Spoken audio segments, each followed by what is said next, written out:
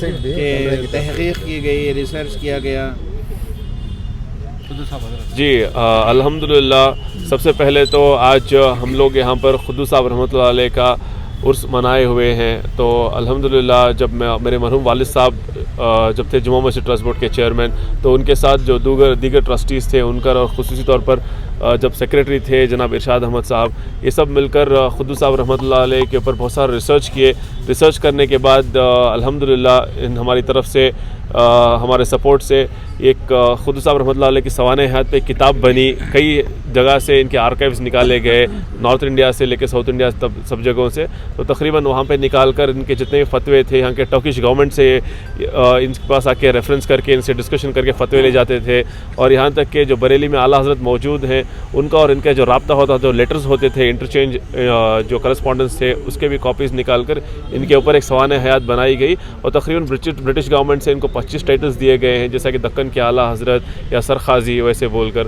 تو ایک بزرگ شخصیت جب ان کے سامنے آئے تو الحمدللہ ہم لوگ تمام لوگ، والد صاحب سب جب تھے، تو ہمارے دوسرے حضرات، بزرگ حضرات، تمام بنگلور کے جتنے بھی خانقاہ ہیں، سب لوگ جڑ کر ایک مشورہ کر ان کا سندل اور عرس کرنا شروع کیے. تو الحمدللہ پہلے سال 7 سال پہلے ہم لوگ شروع کیے تھے، اور الحمدللہ آج بھی اس سال بھی ہم لوگ کر ہیں. تو تقریباً 7 سال سے کر رہے ہیں. تو ہماری خوش قسمتی ہے کہ ہمیں یہ عرس و سندل کرنے کا شرف حاصل ہوا ہے. چند اہم خدمات بتائیے جو حضرت قدوس صاحب کی رہیں قوم کے تئیں یا ملک کے تئیں. یہ خصوصی طور پر حضرت قدوس صاحب رحمۃ اللہ علیہ کا جو میجر رول تھا وہ جمعہ مسجد میں تھا. تو جمعہ مسجد میں جب کنسٹرکشن ہوا تھا تو کئی لوگوں کی طرف سے ان کا سپورٹ تھا. تو سب کو ساتھ لے کر اکٹھا کر آگے لے کر گئے. اور یہاں تک کہ جب جمعہ مسجد جو شیواجی نگر میں وہاں کے پلرز بھی دیکھے جائے تو شہید ٹیپو سلطان رحمۃ اللہ علیہ کے زمانے سے وہاں پہ سپورٹ ہو کے آئے تھے. اور یہاں تک کہ یہ بھی ہے کہ برٹش گورنمنٹ ان کے پاس کئی بار دینی مسئلے مسائل پہ ان کے پاس کرسپونڈنس کرتی تھی. وہ دستاویز کے ساتھ ہم لوگوں کو کتاب میں 7 سال پہلے ہی دے چکے ہیں. اور یہاا تک کہ جب یہ قدوس صاحب کا قبرستان ہے، جب برٹش گورنمنٹ ان کو الاٹ کی گئی، تو ان کی ذاتی جگہ تو نہیں ہے، لیکن جب ان کو دی گئی تو اس کا کیئر ٹیک کر اور گورنمنٹ سے مل کر، برٹش گورنمنٹ سے الحمدللہ یہ قبرستان پورا آزاد کیا ہے. یہاں پہ یہ قبرستان اور یہ جو درگاہ ہے، یہ کل کتنی زمین ہے جو انہوں نے وقف کی ہے قوم کے لیے؟ یہ الحمدللہ مور دین 35 to 40 ایکرز ہے. قبرستان، عیدگاہ سب اگر آپ ملا کر دیکھیں گے، ہارٹ آف دا سٹی ہے. تو یہ بزرگ کی جانب سے ملت کے لیے وقف کی گئی ہے.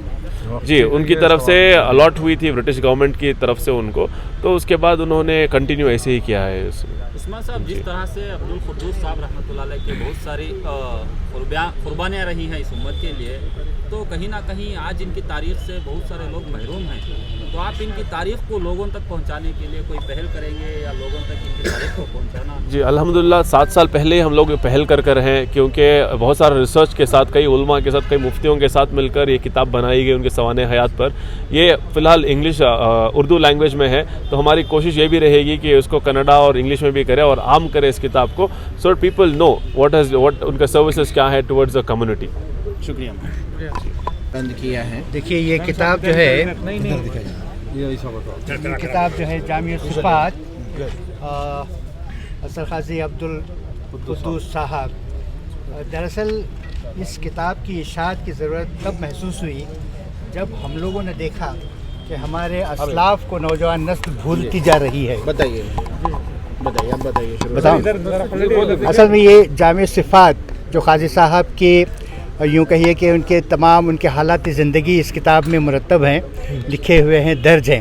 اس کتاب کی اشاعت کا ہمیں اس وقت خیال آیا جب ہم لوگوں نے دیکھا کہ ہماری نوجوان نسل جو ہے اپنے اسلاف کے خدمات کو بھولنے لگی ہے، اپنے اسلاف کے تعلیمات کو بھولنے لگی ہے. تو جناب انور شریف صاحب جو کہ اس وقت جمعہ مسجد ٹرسٹ بورڈ کے چیئرمین رہے، انہوں نے فکر کی کہ کس طرح ہمارے نوجوانوں کو ہمارے اسلاف کے حالات و احوال سے روشناس کرایا جائے.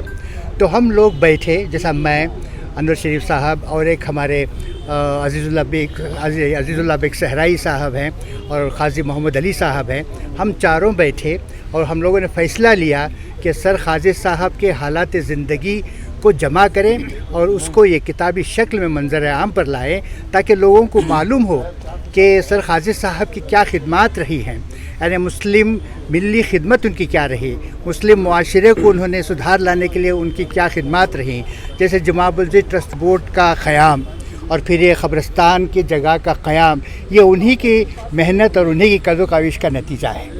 تو ہم لوگ یہ چاہ رہے تھے کہ ہمارے نوجوان نسل کو آگاہ کریں کہ ہمارے اسلاف نے کیا کیا کیا ہے، اور یہ ان کے نقش قدم پر ہم اپنے نوجوان نسل کو چلانا چاہ رہے تھے۔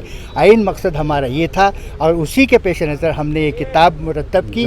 اس کے علاوہ ایک اور بھی مجلہ ہم لوگوں نے شائع کیا تھا، الجامعہ میں ہم لوگوں نے جمعہ مسجد کی ٹرسٹ بورڈ کی پوری تاریخ، ارے جمعہ مسجد کس طرح تعمیر ہوئی، کب تعمیر ہوئی، اس میں کن کن لوگوں کا ہاتھ رہا، کن کن لوگوں نے اس میں اپنی شرکت داری ظاہر کی، اور کیا کیا واقعات گزرے اس جو مسجد کے مکمل ہونے تک، سر خاجہ صاحب کی کیا خدمات رہیں، اور پھر اہلیان اسلام بنگلور کے انہوں نے کیا کیا رول ادا کیا، اس مجلے میں ہم نے تمام تفصیل دی ہے۔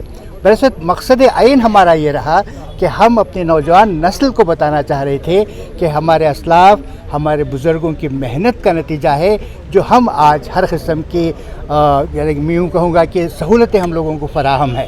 اگر یہ لوگ ہمارے لیے اتنی خدمات نہ کی ہوتی، اتنی تکالیف نہ اٹھائی ہوتی، تو شاید ہم لوگوں کو یہ سہولتیں مہیا نہ ہوتی۔